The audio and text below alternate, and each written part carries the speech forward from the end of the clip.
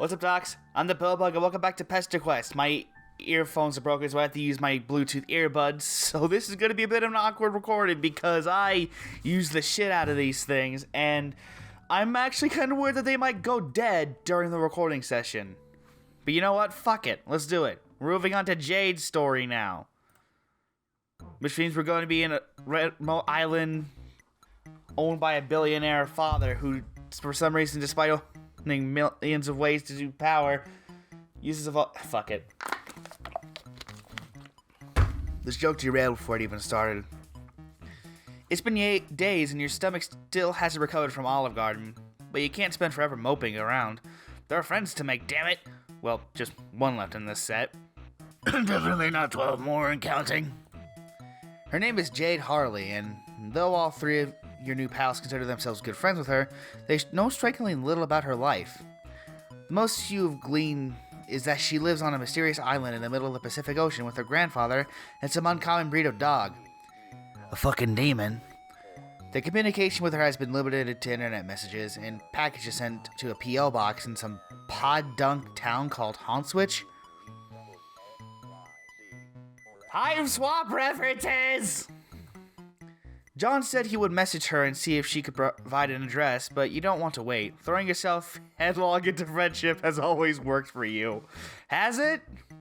I don't think so. Considering the fact that you made friends with clowns, supposedly, I don't think it's turned out so well. So you close your eyes, think islandy thoughts, and hope it works. It's not gonna work, but something strange happens as you channel your powers. A loud bark echoes somewhere in the distance, and nuclear green energy sparks around you. I told you! Demon! Jade owns a fucking demon! You catch a split-second glimpse of a massive green sun, and then hit the ground on your hands and knees. The whole event can't have taken more than a second or two. Okay, I know something about the green sun. It has something to do with the plot. I have no idea. I remember it has something to do with the main antagonist. I don't know how. Is it created? Is it destroyed? I don't know. I just know it exists and it has something to do with a certain English fella. Hi? Okay. I didn't expect the dog to look this menacing. I don't remember their name. I wish I did, because holy shit. That's terrifying. You blink and focus your vision. You are inside a room. The floor is smooth and white and disrupting the monotony in front of you are a set of similarly white paws attached to a loosest human animal. You slowly stagger up and look him over. Friggin'... I gotta figure out how to fix that, because my chair sometimes likes to go down. I try to make it go up so I can give you this glorious angle instead of this mess, but, well, that's gonna fuck things up. But, it keeps lowering itself, like, hold on. Yeah, you see this? It keeps just doing that, like, in little spurts until I'm basically all the way down here. So forgive me if suddenly, like, in the middle of the video, I'm just suddenly, like, down there. You'll know why. He is a very large and fluffy dog. Oh, he looks friendly now. His snout held up high, a long green tongue hangs out from his open mouth as he pants lightly, and the air around him crackles with electricity, making the fur on his back stand on end. Something about him feels so familiar to you, familiar twice over. His fuzzy and regal form reminds you of a warmth you once knew, but those neon sparks fill your stomach with dread. And at the very least, he seems friendly. And friggin' adorable. Oh, I would give myself an electric shock just to give him a pet because he's so cute! Even without the eyes. Where the fuck are your eyes? Jesus. He leans in and drags his rough tongue along your cheek, leaving it tingling. His tail wags swiftly back and forth, and he keeps nosing at you. He seems fascinated. Aww. Beck, down boy! Oh! Hi! Hey, Jade! Hey, hi, dude, buddy! Hey, friend, pal, buddy, chum, buddy, please don't shoot me! It is this friendly demeanor of his that leaves you shocked when he moves aside, and you find yourself staring down the barrel of a rifle. It is held aloft by a bespectacled, is that what that says? Bespectacled young lady, and a sensible skirt who really has no business pointing such a big fucking gun at you. Okay, please don't panic and don't make any sudden moves. I never shot a living thing before, and it would make me very, very sad if I had to start now. Okay. So this is happening now. Is this Jade?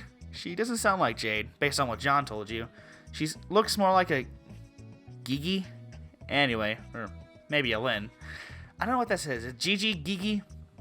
I can't tell. With the English language, that could go either way. Right, the gun. Don't get sidetracked. You slowly raise your hands in surrender and try to put your most inoffensive expression. Put on your most inoffensive expression, sorry. You tell her that if she started shooting living beings, she would be pretty sad too. So why doesn't she put the gun down the gun and... No way! I don't want to shoot you, but you are clearly a dangerous and unpredictable being, and I need to make sure I stay safe. My grandpa taught me a lot about gun safety and trigger discipline, in case anything bad ever happened to me. Goddamn. Okay. I mean... Figures. So I know that good trigger discipline means keeping your fingers on the trigger at all times in case you need to blow something to bits. Oh fuck. Now let me make things clear to you. I am a very clever girl, and you won't be able to fool me as easily as you fool the others. It's very obvious to me that you've been doing, and Damn it, I can't read. Let me try that again. It's very obvious to me what you've been doing, and I knew you would eventually show up if I waited long enough. Sure enough, John messages me not too long ago to let me know you wanted to visit, and so I prepared myself for your arrival. You've come to interfere with our lives, and now I want to know why. So you had better start talking, okay? Okay, you say. What does she want to talk about? You're well versed on a variety of I don't know what that says. Eclectic subjects? What the fuck? I swear to God, sometimes the grammar just takes a turn that I am not expecting. Anyways, so you can go on about basically anything. Wrestling, postmodern art, controversial opinions on traditional fuck it. But you get the feeling that this is an interrogation. You really have no idea what she's interrogating you over. That's a very likely story. I could put two and two together pretty easily, you know. You've never shown up in any of my dreams before, and now none of those dreams are coming to pass. Not to mention that I don't even see Prospect when I go to sleep anymore. And that can only mean that you have derailed the forces of fate. Sorry. You destroyed John's copy of Spur, and somehow that changes everything. Not only could John not begin the game, none of us could, and none of the meteors hit like they were supposed to. It was like the universe changed. Its very fabric to bend your evil whims. Whoa, evil? That's a little harsh. You'll cope to stupid, but evil is way too much. Is that supposed to be cop or cope? Don't play dumb with me. What else could motivate you to stop us from fulfilling our destiny as heroes? Heroes? John and friends are very nice, but they don't exactly strike you as heroes. That's because you don't know them like I know them. You haven't seen the shrines on Prospect or heard stories from the fucking... Damn it! I can't read! Normally I'd read this just fine if I was reading it in my head, but actually trying to do a voice and read it at the same time, it's just... I can't do it for some reason. Or at least not fluently. That's because you don't know them like I know them. You haven't seen the shrines on Prospect or heard stories from the Queen or seen them in the clouds growing into brave and wonderful people. And now I'm beginning to suspect that those things will never come to pass. John's birthday came and passed without any fanfare, except for him supposedly befriending a strange mailman. And that day, the internet was full of people complaining that their beta copies of Spur weren't working, and there was a huge scandal with the company. A little while later, I found out that this mailman was talking with Rose and had magical powers. I know a thing or two about magical powers, or at least powers which seem to be magical to those who haven't studied their logical sources. But yours are totally different from anything I've seen. At first, I thought you must be an advanced Dursite agent come to sabotage us, but you definitely aren't from Durs. Maybe a Prospedian double agent? I also considered the weird trolls who keep pestering me. But they've been really quiet lately. You don't really give me that vibe. And obviously you're not a human. Whoa, hang on, you are a human, right? She tilts her head and gives you a little, really? kind of look, and your stomach twists into knots. The more I look at you, the more I start to think you're like... How do I explain this? Okay, do you know what a furry is? Well, wow, okay, that question is more loaded than her gun. Yes? Oh my god. Alright, so a lot of artists I follow do YCH commissions, and you remind me of one of those. Does that make sense? You have no idea what a YCH is. You cautiously ask her. It stands for Your Character Here. Basically, an artist will draw a pose or scenario, but instead of putting in an actual character, they will leave a blank outline, like a mannequin. You pay them to put your own character there. And when I look at you, I feel like I'm looking at one of those blank spaces. My intuition doesn't tell me anything about you, and you've never showed up in my dreams. You're like my best friend, Beck, over there. A complete wild card, something I can't figure out. Which brings me back to my point. She had almost let her gun drop, and you had almost forgotten that she was holding it, but she has it back up to point at you and steals her gaze. My god. You are going to tell me why you came here and did what you did, and then you're going to help fix it. That rifle is really starting to bother you.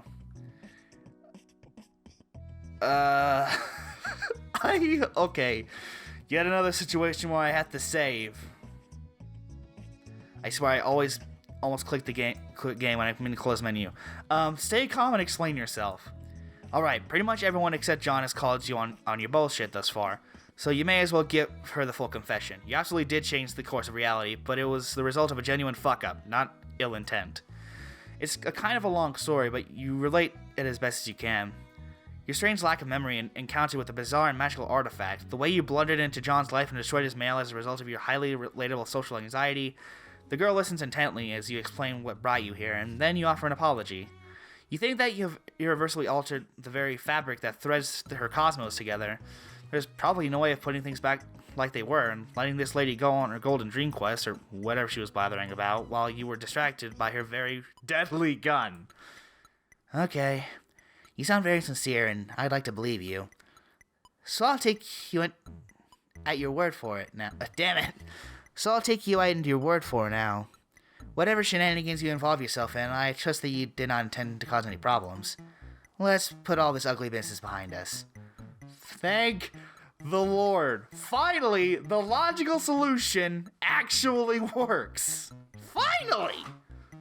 God damn it with the chair. The girl holsters her rifle and you breathe a long sigh of relief. Sorry about all that. I promise I only had the best intentions. It's cool, you tell her. You get the distinct feeling you've dealt with much worse. Yeah, I'd imagine a space hopper like you has been into all sorts of cool and dangerous places. I'm kind of jealous, really. But anyway, we've never properly introduced ourselves. My name is Jade, and my dog's name is... God damn it, I can't fucking read that! Beckwhirl? Give me a fucking minute. Beckwhirl. Okay, we're going with that. Beckwhirl. What's yours? Huh, you think this is the first time have ever been asked for your name. Ever. You almost forgot you had one. You tell Jade your name.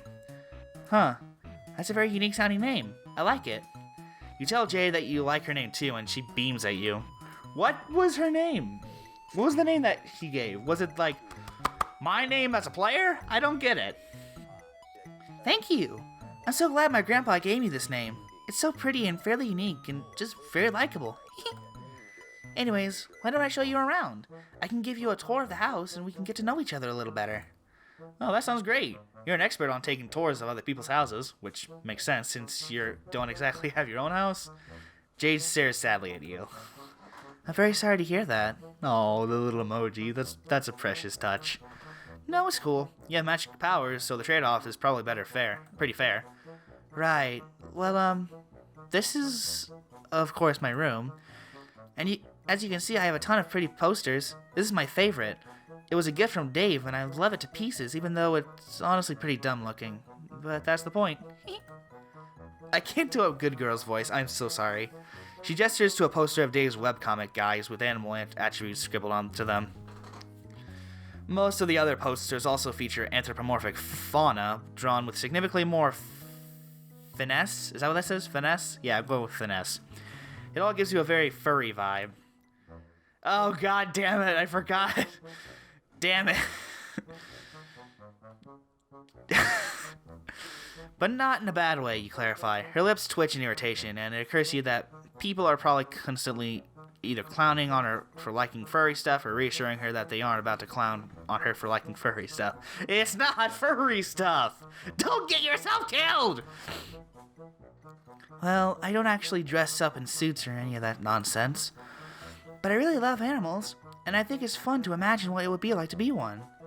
Which is why I own so many animal toys. I like the Mantho chaps, who are very silly but dignified fellows who are part animal and part Victorian era gentle sir? Yeah, gentle sir. Damn it. I almost fucking hell. All these videos are just me like going, oh, I can't read. It's fucking annoying. I'm sorry. Jade gestures to a pile in the corner, heaped high with plushies and dolls of all sorts.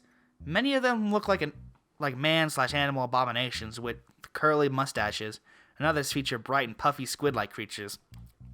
I like the squid-like creatures, thanks. Oh, and these are my squiddies. Squiddles. Get it. These are my squiddles. They're based off of a cartoon show. Rose says it's a bad show, but I don't believe her. Jade fishes through the toy pile and retrieves a dark bluish-black toy. This one is Inkabelle. She's my favorite. In one episode, she gets lost in the murky brain swallows and spends years completely alone, lost without any of her friends. But in the end, her friend's podlight tracks her down and saves her. It seemed so bleak the first time I watched it that I literally cried, but I realized in the end that it was a very poignant tale. Jade smiles wistfully down at the plushie in her hand. She glances from it to another one of the Squiddle dolls, and her expression tightens. She squeezes the doll just a little too hard, causing a horrendous pitchy squeak. I guess in retrospect, that was pretty silly though. I mean, it was just a kid's show. Of course there was going to be a happy ending. That's how those always work, right? Jade's still smiling as she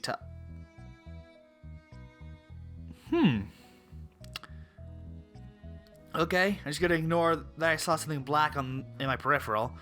Jade's still smiling as she tosses the doll into her bed, but she puts so much force into the throw that it goes careening off the edge with a wheeze. You hear it plop onto the floor and magnetize itself to another squiddle. Its voice box lets out a weak little, "Yay!" Jade stands up and brushes off her skirt. Her eyes fall into her bedspread, which features a striking cloud design. She sighs slowly and then assumes a bright smile once more. Anyway, let's go explore the rest of the house, shall we? I've got so much to show you. Okay. Jade hikes up her skirt and skitters down the spiral staircase, 2 steps at a time. You're a little interested in the high-tech devices laying on the workbench near her bed, and a glowing green crystal that you think is literally uranium, but Jade's already gone, so you tear your eyes away and follow. Thank God there's not another choice. The landing below her room is a small and cylindrical and features only a gray closet-looking device and a platform on the floor. My room is at the top of the tower, even though you clearly can't see it from the background, but who cares? Art's expensive. But this transportalizer will take us to the garden quick and easy. Maybe it'll be a different background. Yay! We could finally fucking afford it! Jesus. Actually, I just noticed something. Does her shirt change? I know that's a detail in the comic that her shirt changes designs on certain pages. I don't know if that's the case here though. She hops on and disappears in a flash of green light. You're a little nonplussed, but you seem weirder. You step onto the platform, hear a light click beneath your feet, and in an instant you're standing in a lush garden. A trium, I think that's what that says. Yeah, a trium. These are exotic plants as far as the eye can see, ranging from psychedelic floral arrangements to tropical fronds to fruits and vegetables. Tall windows blanket the walls and allow sunlight to stream in. God damn it. And said windows are coated in a steamy mist. You feel like you've just gotten clotheslines by a rainforest. It's beautiful, right? Jade opens her arms and spins around, gesturing to her various gardening stations. You nod. It really is. Gardening is another one of my favorite hobbies. It's a great way to get your hands dirty and do some real work. And the end result is really vibrant and beautiful. Agreed. Holy shit, this looks... I don't mean to gush, but this actually looks really well done. I fucking love this. Actually translating the locations for the comic into just simple backgrounds. They did it really well, in my opinion. Jade waves her rough and calloused hand at you, and then strokes her fingers along the pinkest petal of an anemone and hums a little tune towards it. One of its leaves seems to curl towards her touch. When Jade pulls away, she skips towards one of the windows and motions for you to follow her. It's a beautiful island vista that awaits your gaze. To your left is a towering mountain that might just be a volcano, and ahead of you is a small bay filled with giant lily pads and an old mossy temple. Beyond the island, the sea stretches out to a shimmering horizon. Past that boundary line, an entire world awaits, ever out of reach. This is my home. This entire island belongs to just me, Beck, and my grandpa. It's a very peaceful place. The greenery is so lovely, and the bay is very fun to take a dip in. There's some mysterious ruins down there, too. I've always been very curious about them, but Beck won't let me visit them. I guess he thinks they're too dangerous. Grandpa's been to there plenty of times before, though. That guy has a knack for adventure. He might as well be friends with Indiana Jones, so it makes sense. Could her grandfather give her a supervised tour? Oh, Grandpa doesn't really move much anymore. He spends all of his time having tea parties in the foyer. Well, he's quite old then? You could say that. He's dead. He's fucking dead. He's stuffed at the very bottom floor and dead. Jade wanders away from that window and towards another one, whose view is exclusively centered on the rolling blue. She presses a hand against the misty pane and sighs. You know, Dave talks a lot about coming to visit me here. I mean, all of my friends do, but Dave especially. In his usual Davey way, of course, which means making lots of jokes and not sounding very serious about it. Yeah, I'm... God, doing fucking... Trying to do a character's voice and... Doing an impression of another character, that's just... It's like, you gotta be a bit of Dave. But you also gotta be a bit of Jade. You get the idea. Yeah, I'm itching to put on my safari hat and come fucking can't read any of this shit. God damn it. Yeah, I'm itching to put my safari hat and come tramping down Doom Death and to get my ass murdered by Infinidog, the electric God damn it. Fuck it, I'm not trying. Stuff like that. I know he really means it, though. He wants to see me just like I want to see him. But it's just wishful thinking. He doesn't know where this island is. Even I don't know where it is. All deliveries here go through some company P.O. box my grandpa set up before he died, and it's not marked on any maps. Because this is a special island with all kinds of important secrets on it, I guess. Or it was special. I was special. But not anymore! Now I'm just a regular girl stuck alone on this dumb island for the rest of my stupid life. Whoa. You asked Jade if she's feeling alright. Yeah, I'm totally fine. Just peachy, thanks for asking. Nah, it doesn't seem fine, but you know what? I'll take your word for it. Come on, let's step up the tour. There's no time for dilly-dallying. My grandpa's collection rooms are up next. The first one is full of his big game hunting trophies. I'd never shoot an innocent animal, and I think the trophies are pretty hideous. But I do have to admire his great work stuffing them, I guess. It is really hard to properly stuff and mount something, trust me. And he has some cooler stuff on the lower floors, like all the badass knight statues. Or these, faded blue portraits of pretty ladies. Okay, I'm going to be honest, most of Grandpa's collection stinks. But I think what is important is what it all represents of him. He's been on all sorts of incredible, amazing adventures, and he has this huge array of interesting things to show off for it. You tell Jade that her grandfather sounds like a hell of a guy. He sure is. Back when I was little, he used to go on trips all over the world and come back with so many interesting stories as new souvenirs. I was so awed, and I guess a little jealous too. Sometimes he would be gone for days or even weeks at a time, and it would just be me and Beck holding down the fort. I was always so happy when he came back, and I listened to his tales without making a single peep. But he never asked me if I wanted to come along for an adventure, no matter how obvious it was that I did. I guess that's just the way life is for adventuring folks. There's no time to be tied down, even by the people you love. They can stay at home and wait for you to come back. That's how it was for my grandpa, at least.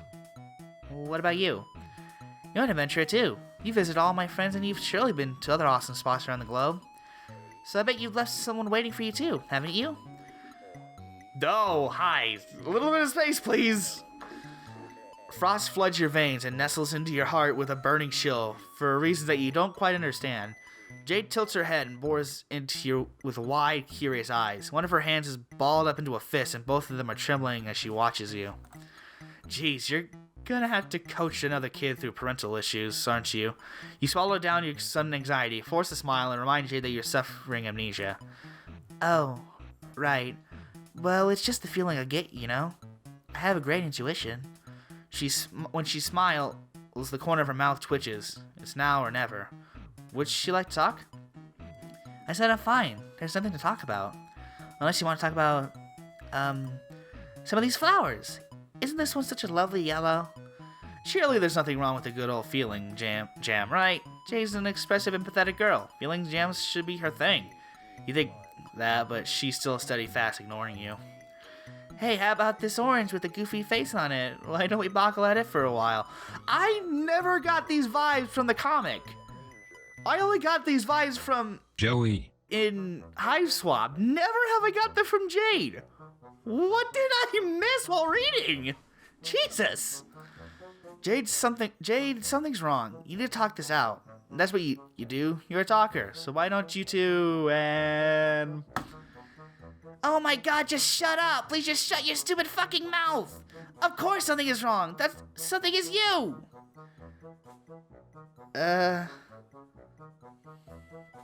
There's a long pause. Jade stands there, her eyes wide, shocked at her own outburst.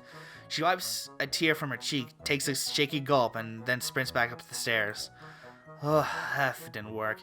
He's standing there while feeling like a tender AAA grade jackass, dead steak with baked douchebag potatoes on the side. Even when something's... God damn it, it's fucking hilarious. Even when something bad's gonna happen. Then you sigh and seal yourself and make the trek back up to her room. Jade is nowhere to be seen. Beck is pawing clumsily at a large, suspiciously jade-shaped lump beneath the covers of her bed. Yep. You clear your throat and ask her softly if she wants to talk. It's cool, you say. You listen to teen drama all the time, and this is some particularly choice drama. Not that you like the drama, you clarify. You just kind of exist in the periphery of it constantly. You're a drama magnet. There's a long pause, and you're about to turn and leave when she pulls the covers off and turns to you. Her eyes are all puffy and red. Hey, I'm sorry I yelled at you. It's not really your fault. I mean, it kind of is, but you didn't know you were messing anything up. It's not fair for me to be pissed at you. It's just, none of this is fair at all. Yeah, that sounds like life, alright. You sit on the bed and tell her to vent about it. It's okay, you can take it. Okay. Have you ever spent your whole life waiting for something to happen and then it didn't?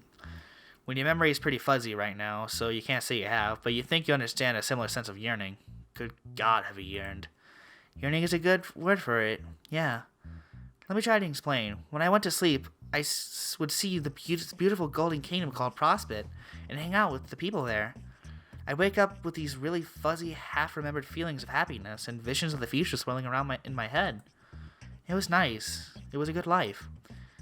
But there was this really lonely feeling that I couldn't make go away no matter what I did. I would always tell myself, soon, Jade. Soon it'll all change. You will get to travel to Prospect in your waking hours. You'll meet your friends in person. You will finally begin to live. Like, really live. I waited days, months, years for the day to finally arrive, and then it never came. I was so sure that it would come on John's birthday. All of my dreams told me so. All the signs were there, but it just didn't happen. And now I don't know what to do with myself. I was able to ignore the lonely feeling because I knew that it would disappear one day, but now that day has slipped me by, and it's like all those years are catching up and crashing down on me at once, and I feel so small and helpless and sad, like the loneliest girl in the world. I don't want to put this all on you. That wouldn't be very nice, but it's not fair. Jade vaults from her bed and stamps her foot on the ground hard. Her face is flushed and streaked with tears and snot. She looks awful, frankly. Like someone who's been holding it in all for far too long. Holy shit. Okay. Okay. I can see why now. Holy shit. Beck gets up and starts licking at her cheeks, and she holds him off until she can wipe her face on her sleeve. Thanks, Beck. At least I've got you for a best friend, right? Jade settles back onto the bed, stroking Beck's fur softly. I have a lot of complicated feelings about all this, I guess. So complicated and painful that I'd rather just pretend everything's okay. But now I can't pretend anymore, and these feelings are all that's left. And I hate feeling so glum. I hate sitting around being all sad and useless. It's stupid and pointless and a waste of my fucking energy, and it's not who I am, and I'm just dumping it all on you. I'm sorry. I really am. Man, you just completely fucked up this girl's life and she's apologizing to you? Now you feel like the delicious three-legged shithead Tyrannosaurus who served after the nice meal of steak and potatoes you had earlier. You really want to help Jade. And while you still don't quite get all of this magical moon stuff she's talking about, you do get how it feels to be lonely. That's something you can help with. You offer her hand. Want to go see the world? She sniffles and lightly shakes her head. It's not going to work. Well, there's no way to know that unless you give it a try, right? She nods, stands up, and takes your hand. Okay, what back? You focus on a familiar destination, John's house, but as you begin to dematerialize, Beck turns to stare at you, and you hear that familiar barking sound in your ears, and then the flash of light subsides. You're standing here in Jade's room, only a few feet from where you started. What? See, I told you it wouldn't work. Come on, let me show you something. Jade hops up and shuffles down to the staircase, and you follow. She takes you to the teleportation pad in the atrium. Fuck it. Then, these transportalizers are all powered by thermal energy and use each other as beacons for the sake of easy short-range teleportation. But if you hook one of them up to a uranium converter and modify the coordinates specifically on the logic board, you can theoretically go anywhere in the world. Which I tried, see? She twists the top of the pad with her fingertips and pulls it off, and shows you the wiring underneath. It looks messy, like someone has made multiple attempts to rewire the circuits. But when I used it, it only led to the exact same thing that happened just now.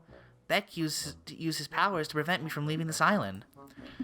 Maybe I got the coordinates wrong and I would have ended up stuck underground or something, but I checked and double-checked my measurements. I think Beck just doesn't want me to leave the island. He wants me to stay somewhere he can keep me safe at all times. Perhaps he heard his name from above, or perhaps it's just a sixth sense about it, because Beck wanders down the staircase and over to Jade. She gives him a soft stroke behind the ear. I love him very much, but as long as he's around, I'm stuck here. And because of the changes he made, that is how it will always be. It's just going to have to get used to it, I guess. I'm just going to have to get used to it, I guess. Jade deflates against one of her gardening tables and offers you a wan smile. For a split second, you could swear you see a droopy dog ears and a tail tucked between her legs. Yep, that's her god tier, supposedly. I don't know. God damn it. I think so. I just remember seeing pictures of Jade with pajamas with the space aspect logo on it, dog ears, tail, you know. I don't know when that happens or how that happens, but it happens, I guess. Depression to this degree simply is not conducted to friendship, and even if it was, you would still feel pretty shitty about it. You should do something to cheer her up. No!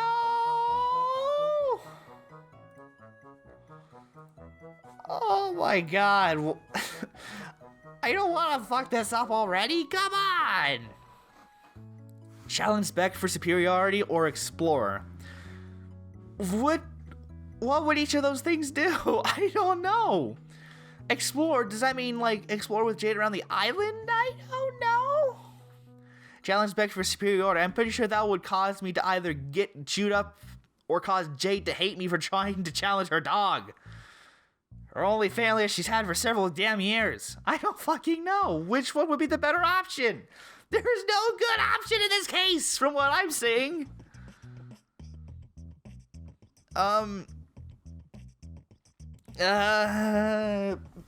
Fuck it, I'm flipping a coin. There it is. Alright, heads, challenge Beck, tails, explore. Ah! Where'd it go? Down there. Tails. You present your most finely honed smile for confidence and urge Jade to stand. This is no time to mope around. There's plenty of fun to be found without leaving this island. I've gotta... excuse me. There we go. You suggest that perhaps with your help, you can give her the opportunity to explore that temple she's always been curious about. Really? That would be super fun. No, I made the wrong choice. I think. I don't know. What about Beck? Oh, there's nothing to worry about there. You have the genius plan, you tell her. You tell her to just head over to the temple and you'll take care of the rest. Okay. If you say so. But please don't do anything to hurt Beck, okay? I love him to bits. You wouldn't dream of it. Not in this route, at least. God. Okay. Jade transportalizes downward, and you turn your attention to Beck, who is idly sniffing one of Jade's plants. You advance on him slowly, and with intent, you know what must be done. You better not.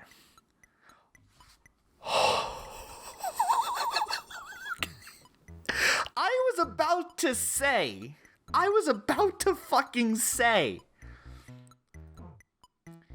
You just get right in there, you pet the hell out of this dog, you employ all of your strongest pampertex, like the quick script up, the main massage, and the rare Codal brand EX dog smite. Somewhere in the distance, a bluebird observes your masterful display and chirps happily. But suddenly Beck's head snaps and he points his snout in the direction of the temple. Whoa there, buddy. Now's not the time to be thinking about Jay. Now is belly scritches time. You start rubbing Beck's stomach and he flops onto his back with his tail whacking and his feet curled up. Who's a good boy? Beck looks up at you and you see the cosmos reflecting in his deep, piercing eyes that don't exist, and you understand. He's a good boy and he knows it. After a while longer spent threading your fingers through his silky fur, Beck curls up beside you and yawns, starting to nod off. You kiss him on the forehead and then take the opportunity to slowly stand up and exit the room, letting the sleeping dog lie. You're a little worried about outbirding Beck by using your powers. He seems to be pretty keyed in to that kind of space-time manipulation, so you just take the long route to the temple. Jade's Island is a very beautiful place, with rolling hills and lush, sun-bathed plains. It looks like an excellent vacation destination, but it is also so bare. There's nothing and nobody around except for the hollow whispers of the wind. You can see how this place would feel much less like paradise after years spent stranded here. When you reach the lake surrounding the temple, you see that the giant lily pads outside have arranged themselves into a walkway that you can use to reach it. How strange and convenient. You channel the inner frog and hop across. Hey! Up here! Jade calls down to you. She's at the temple entrance, far above your head, waving down at you. Grooves carved into the wall form a ladder that you can use to climb up, and soon you're standing beside her at the entrance of the temple. Oh, sweet! A huge, imposing archway marks the ingress between the sunny island and the dark interior of the ruin. From within, you can see a faint yellow-green glow that seems to come from the ruins carved into the walls. Spooky. Oh, this really is spooky. As you proceed through the entryway, Jade runs a hand along the glowing walls, her face bathed in sickly green. At the end of the hallway is a large, round platform decorated with cloudy designs and a glowing orb at the center. God damn it. It doesn't pique your interior decorator, but Jade seems quite awed by the sight. This is Gaia. I knew this temple had to be connected to the world in some way. Jade rushes onto the platform and begins to descend. You quickly follow her before you're left behind, as the elevator takes you down to an expansive and dark room below. Oh. Oh, this thing. Much like the rest of the temple, the space seems very sparse, and it is illuminated by the faint glow of the ruins on the walls. A large purple lotus flower rests atop a pedestal in front of the elevator, petals wilted. Oh yeah, because this thing would bloom, I think. I don't know. Or rather, I don't remember. I remember seeing this specific podium. I just don't remember what happens. I'd have to reread that part. Or maybe if I read further in the comic, I'll finally see what happens to Jade. We'll see what happens there. Hold on, I gotta shake something. Yep, it's still recording. We're good. There's an electronic display built into the pedestal with a timer that could feasibly count down for millions of years, but it seems to be glitched, stuck in a few hours away from zero, with the second digit constantly ratcheting back and forth between two numbers. Jade placed a hand on the pedestal and sighs. The number is stuck. I think this is a time capsule, but it's malfunctioning for some reason. Was I supposed to open it when the time was right? Now I'll never know. What else could this place be hiding from me?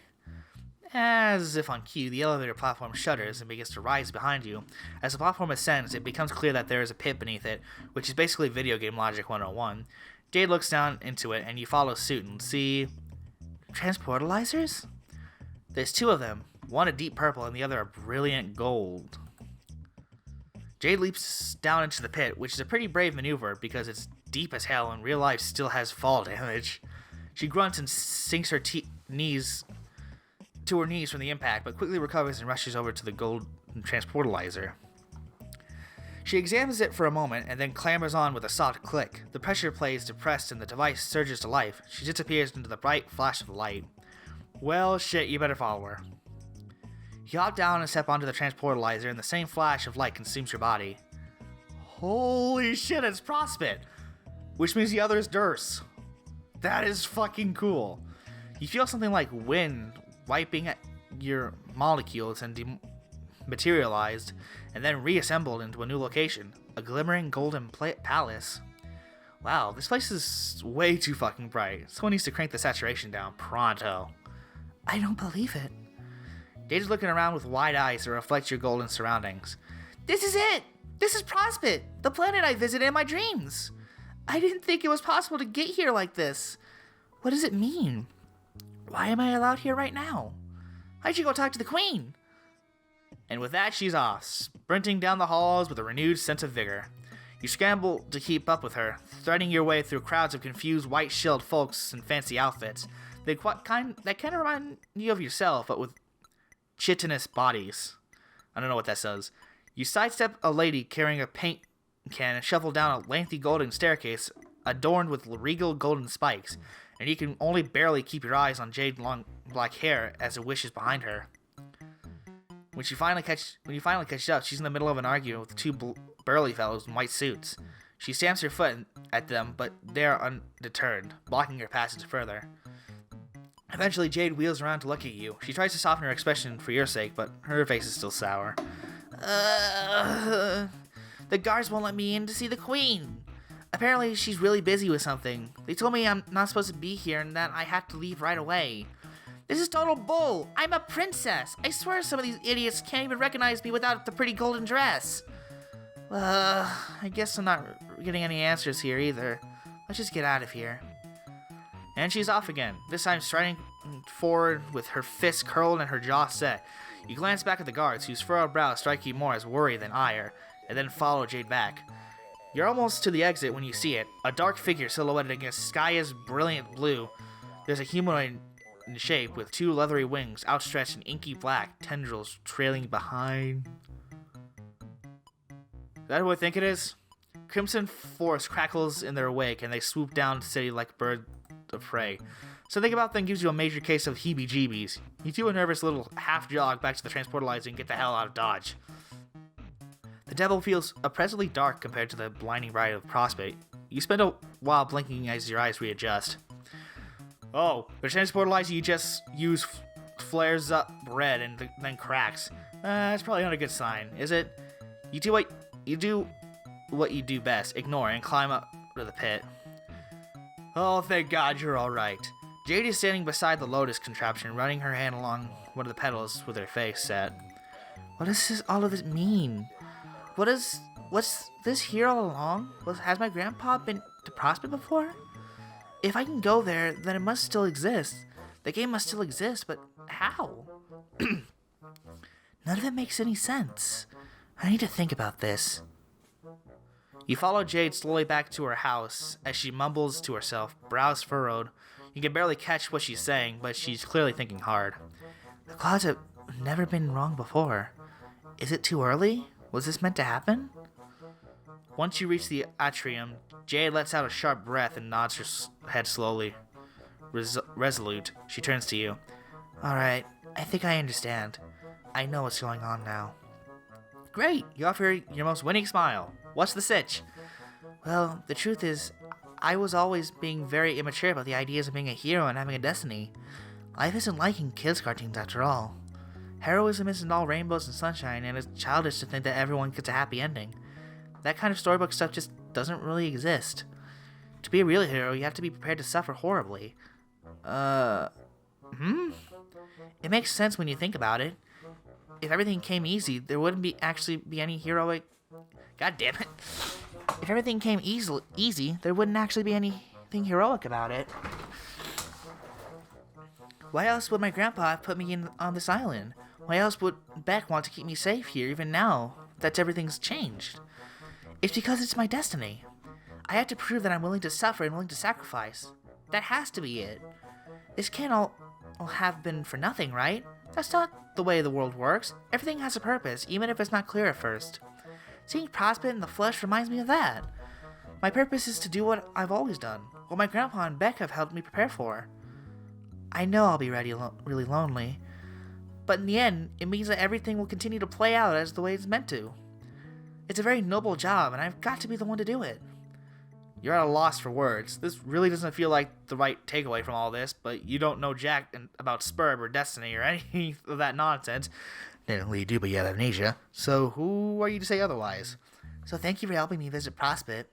I wouldn't have figured this all out if not for you. And I'm sure that meeting me... What the fuck was that beatboxing in the background? I wouldn't have figured this all out if not for you. And I'm sure that meeting me wouldn't one step along the way towards your mysterious fate as well. I will be rooting for you. Jade erupts into a broad, beaming smile. It might be the first completely genuine smile you've seen from her in the entire time, but that doesn't make you feel any better about it. In fact, it's more of a knife twisting in your gut, and when she throws her arms around you and hugs you tight, the knife pushes deeper into the bone. Well, you probably have more important stuff to do that keep hanging out with me. I'll let you get back to it. Jade turns around and heads for the staircase, leaving you to stare at her retreating form. Is this it? Will you accept the new destiny you've written for Jade and allow her to stay trapped here on this island? Is this it? Will you accept the new destiny you've written for Jade and allow her to stay trapped? Oh, enough. I wasn't expecting a third choice, but okay. Fuck, I don't know. Jess? Whoa. Wow, huh. You're kind of a huge jerk, aren't you? Or maybe the narrative is a huge jerk. Is what you said, but now you're practically in charge of the narrative, so yeah, it's basically just you. But Jade seems happy enough with her lot in life. Maybe she's better off this way, instead of whatever danger she would have gotten caught up in had she played Spurb. Yeah, you just keep telling yourself that. Bad end, important hero again. Okay, what? Dang it. Well, damn. At least I got the jingle that said I got a good ending. But now I'm curious, what would happen if I didn't accept? Some people might take this as a lesson in responsible use of reality-altering powers. Some people might swear off manipulating canon entirely, but not you. What's the point of having sick-ass powers at all if you never use them? Maybe some god is going to punish you for the way you've been fucking with the universe, but right now, you don't care. This girl would burn herself to ashes to keep her friends warm. The least you could do is risk the flame for her sake. You quickly sprint up the stair. Oh, no. Oh, you're not leaving. Don't you have places to be? I'll be fine here alone, I promise. It's my duty. I'll get used to it eventually. You can't imagine she's okay with that, no matter what she says. Does she really want to stay alone for the rest of her life? Well, of course not. That's what I want to do, is explore the world and hang out with all my pals. But it's not about what I want. It's about doing what has to be done. That's what it has always been about for me. Damn it. Well, that's bullshit. Huh? Maybe Jade's fate dictates she never played the game she wanted to play. Maybe heroes don't get happy endings, but that doesn't mean heroes can't be happy. There comes that time in every young woman's life, you tell Jade, where she can't leave home because her pet is an overprotective god. Okay, that's obviously not true, but there comes a time in many young women's lives where circumstances beyond their control leave them without an escape. Perhaps it is easier to believe that escape will never come, but you can't let Jade do that. When life has you stuck, at home perhaps, puns! You can still on to hope. You can fight, no matter how long you have to wait. You can keep looking for another chance to see the world. And if the universe tells you to sit, stay, and roll over, you look at the universe in the eyes and ask, who do you think is the master around here? And then you tell the motherfucking heel. Yeah, you're right. Even now, I was still being childish. It was easier to tell myself to be miserable for a noble cause instead of holding on to hope and maybe getting hurt again. But I have to have hope. That's who I am. I'm the hoper, not a moper. I will keep trying to convince Beck that it will be safe for me to leave the island. Things have changed, and maybe he doesn't realize it yet. He's kind of a silly, dumb dog at times, but he loves me, and I love him, and we can work it out. Maybe it'll take a while, but I'll definitely figure things out. And while I wait, you'll come visit me sometimes, won't you? Of course you will. You're not in the habit of abandoning your friends. The idea is unthinkable. You promised Jade that you will come to visit her. Come visit? Come visit! A light bulb goes off in your head. One of those cool LED light bulbs. Or LED ones. The kind that syncs up to your phone and changes the colors and spies on you for the government. Party time! You ask Jade if she's ever had a slumber party. A slumber party? No, I've never had one.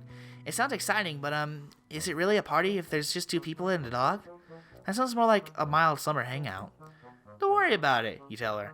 Just start getting the place ready for a bash. Pull out the sleeping bags, conjure up some lightly irradiated snacks, pump up the fresh jams, etc., etc. I don't know if we even have sleeping bags, but okay. I'll see what I can do. Maybe there's something useful in my grandpa's old supplies.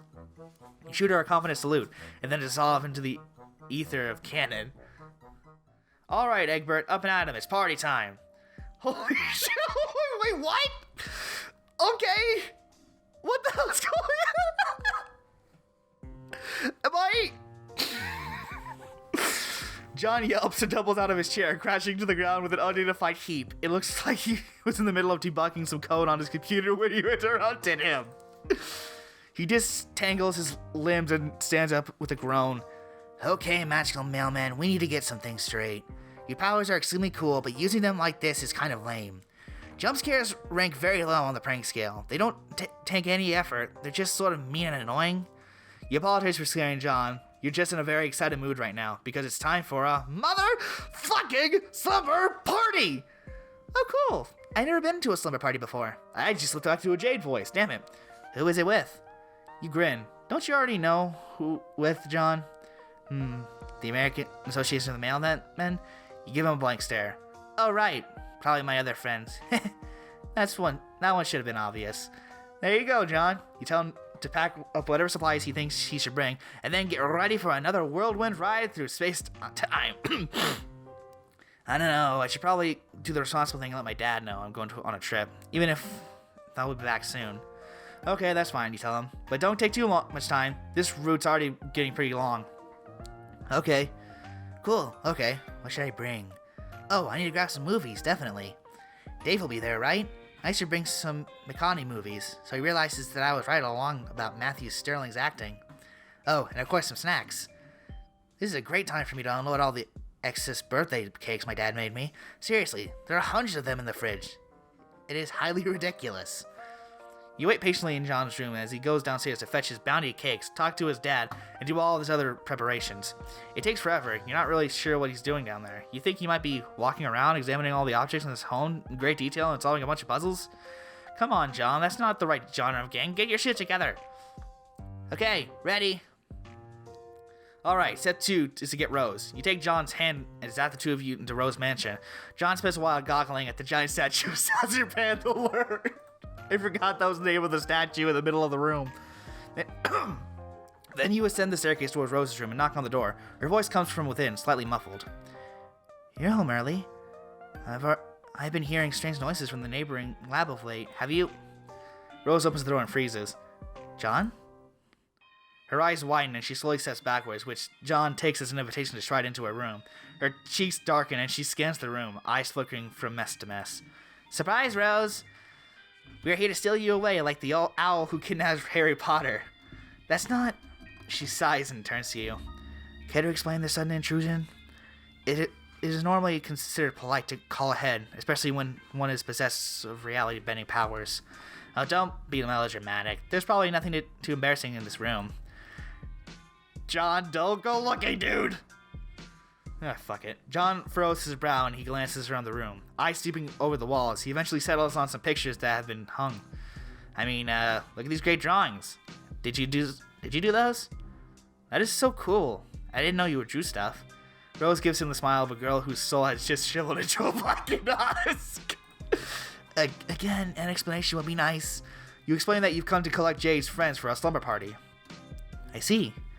The commercial and critical failure of Spur must have impacted her more strongly than I anticipated. She was really looking forward to playing that game with us. Yeah, that's putting it lightly, probably. I would hate to disappoint her further. Consider this my RSVP. Rose gives you a curt nod and then turns to frown at John, who is poking around under her bed. Something tugs at the corner of her mouth. John, my mother is busy and I will not be expected to return for a while. Why don't you and your strange friend go analyze her room instead? I need time to pack. Okay, Rose. Whatever you want. Goddamn. Rose shoves you out of the room with more strength than you expected from a 13-year-old girl and shuts the door hard. Man, I hope Rose realizes that I was being serious when I said her drawings were good. We tease each other a lot, but she's really cool. John's speaking loudly enough so that Rose can almost certainly hear him from the other side of the door. You think she knows that, but you don't say anything except to casually suggest that you and John go wait downstairs and admire all the ridiculous wizard's art. He agrees. God, this house is so weird. Who needs a giant statue of a wizard? Where did they even get this? Oh, and speaking of weird, I didn't want to bring this up with Rose in case it's just some funny story I'm not in on, but what's with all the writing on her? John trails off as Rose descends the stairs with a neatly packed bag. Shall we? We shall, you say. With a hand on each of their shoulders, you close your eyes and concentrate on the Strider apartment. You're aiming for the hallway outside the front door of this, but this power is still taking some getting used to, so you instead pop into existence right on top of Dave's bed. He's tapping at something on his computer, and as soon as you appear, his entire body tenses up. You've barely had a moment to react before Dave wheels around in his chair and flings a handful of shurikens at you. One of them grazes Rose's cheek, and so closely, a strand of pale hair flutters to the ground. Holy shit. She turns to look at the weapon, now embedded in the wall, and runs a finger along the edge of the blade, squinting. Oh, Jesus, shit. What the fuck, man? Surprise! Okay, one rule of time travel or dimension hopping, don't fucking pull this kind of shit. I mean, seriously. Under any other circumstances, I'd be shitting my fucking nuts off about the opportunity to chill out with my best bro. But dude, you can't just drop a guy's besties into the middle of his room out of nowhere like this. This is extremely social fox paws. You gotta give a guy some time to repair. Don't be melodramatic, Dave. I assure you there's nothing present in this room that could make us think lesser of you. This is why I pack water. Every time I do one of these videos. I'm just gonna keep the cap on like that just in case. Normally I screw it on just so nothing spills, but you know what? I'm tired of like picking it up, drinking, and then immediately doing it again. Like that. If Rose was scared by that near-death experience just now, she doesn't show it. She hops off the bed and glances around. Scared or scarred? I think that's scarred. If you let any pornography out, it would only serve to confirm the hypothesis I've already made. Dude, are these selfies? Are you doing the duck face in this one? Oh, man. Oh, for fuck's sake, John. You get a VIP ball access backstage pass, and the first thing you do is insult my stuff. Like some rowdy tool at the Nickelback concert rummaging through their closet instead of doing the musical world a favor and assassinating them. Oh, yeah. You would do the same, dude. Touché. But anyway, aside from getting your grubby hands all over my pristine collection of cool swords, what the hell are you all doing here? We're having a slumber party. Are you in? Oh, I don't know. Bro is basically always keeping tabs on me. Guy wants me to be safe, you know? Or rather wants me to only be in the right kind of danger to teach me lessons about irony and being dope-ass fucking ninja master. It's all some pretty intense supervision to the point of being made here. Excuse me. I was already getting some rank vibes from him after that little jaunt over the Olive Garden. Actually, the vibes have been off ever since John's birthday, if I'm being honest. So I don't know how to feel about me gallivanting off some magic snooze adventure with sloppy time traveling mailman. Seems like the kind of thing he'd take issue with. Come on. He can't be that bad. What kind of guy wouldn't let his brother go hang out with his friends? Yeah, I guess. Be pretty shitty kind of guy if he did that, wouldn't he? Dave stares off into the middle distance for a while. Rose observes him intently. Look, Dave, I don't think it would feel right if we all had a big party and you weren't there. Dave would really miss you. As we would. As would we. Yeah. Dave glances furtively around the room as if he's expecting a camera to blink at him from up in one of the corners. Alright, I'm in. Let me grab some sups. That's supplies for short. Hey, mailman, what's Jade's hell dog like? Do I need to bring one of those cool-ass swords? Cool? These swords are all like $5 Chinatown swords, aren't they? What? No. Okay, listen. While Dave grabs his stuff and John heckles him affectionately, Rose's attention has been drawn back to the shuriken Dave threw at her. You stroll over and ask her what's up. She responds with her own question. Have you been introduced to Dave's brother? Not yet. You've heard a lot about him, though. For the sake of diplomacy, you only briefly touch on the opinion you formed. He certainly seems like a fascinating man, the kind of individual whose brain I would love to pick apart, to find out just what twisted mechanisms fire off within his chambers. So that's what she's thinking about. Dave's bro? Rose chews on her bottom lip. Not exactly, but an adjacent topic. I'm mulling over the ethical quandaries present by the existence of power esoteric. What? It's nothing to concern yourself with yet. We have a party to attend, apparently. Right. Dave is done packing up. You open both palms to suggest that everyone hold hands so you can best channel your powers. Really? We're holding hands. God, this is so lame. But he does it, and when he claps John Rose's hand, he shifts around and blushes faintly in a manner that suggests he doesn't really think it's so lame. In fact, he may think it's the opposite of lame. He may think this is rad. And he'd be right. Friendship is the raddest thing of them all. You're full of warm and fuzzy friends feelings as you teleport back to Jade's atrium. Wait, no. That's just the feeling of your body dissolving and reconstructing itself is halfway across the canon. They are very similar feelings. You head to the base of the staircase where you call out Jade. Her guests arrived, you tell her. Jade rushes down the stairs and nearly trips over her skirt. Her expression is tight and anxious, and when she sees your motley crew standing there, she freezes up. Her breath hitches in a half sob. You really did bring them. They're here. You're all here. Jade breaks into a wide grin and sprints forward, launching herself like a missile at her friends, and apparently taking John with her. Holy shit. I'm surprised the glass hasn't cracked. Dave throws himself bodily out of the way, and Rose takes an alarm step back, leaving John to bear the full brunt of her affections. She crashes into him, and the two of them go spinning around and around as Jade laughs breathingly. Whoa, calm down there, Jade. It's nice to see you, too. Tears are beating in her eyes as she squeezes him tight, and then pecks his cheek with a soft kiss. Oh, John, I'm so happy to see you in person. In waking person, everything. I spent so much time watching you sleep. What? Jade swings around to look at her other two pals. Come on, you two. Get over here. We're having 4 times hugs combo right now. Aww. This is just precious. This is just fucking precious. Rose and Dave cautiously step forward, and Jade, with John's help, yanks them both into the tight embrace. She smooches them on the cheeks, too. Rose's face lights up with a blush, and Dave nearly goes catatonic.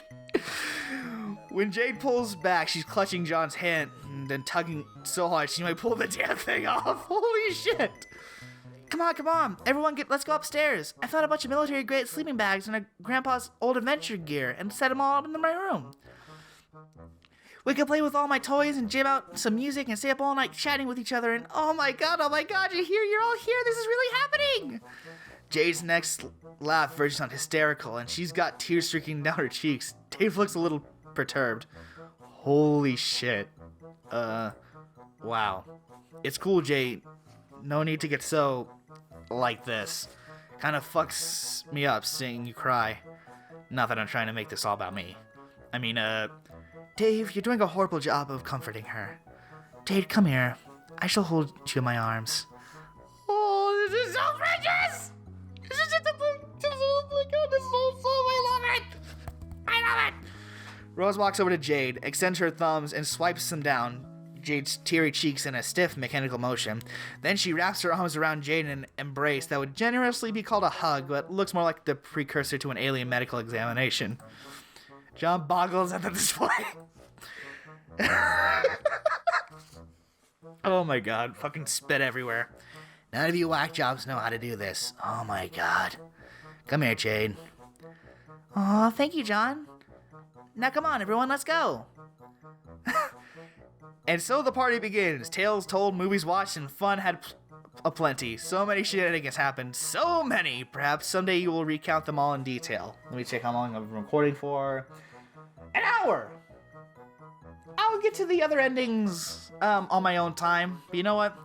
Yeah, I'm just gonna not do the endings this time, because holy shit, that'll just add like half an hour onto the recording time.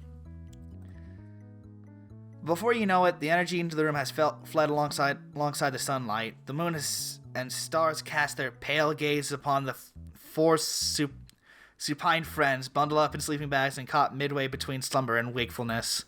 Dave is rambling on about the inane bullshit that nobody's paying attention to, and Rose is attempting quite terribly to lecture John and Jade on the modern reinterpretation of Lovecraft's works. There's a lot less racism in the modern interpretations, that's for damn sure. I think. I hope so. You think this is about time you bowed out.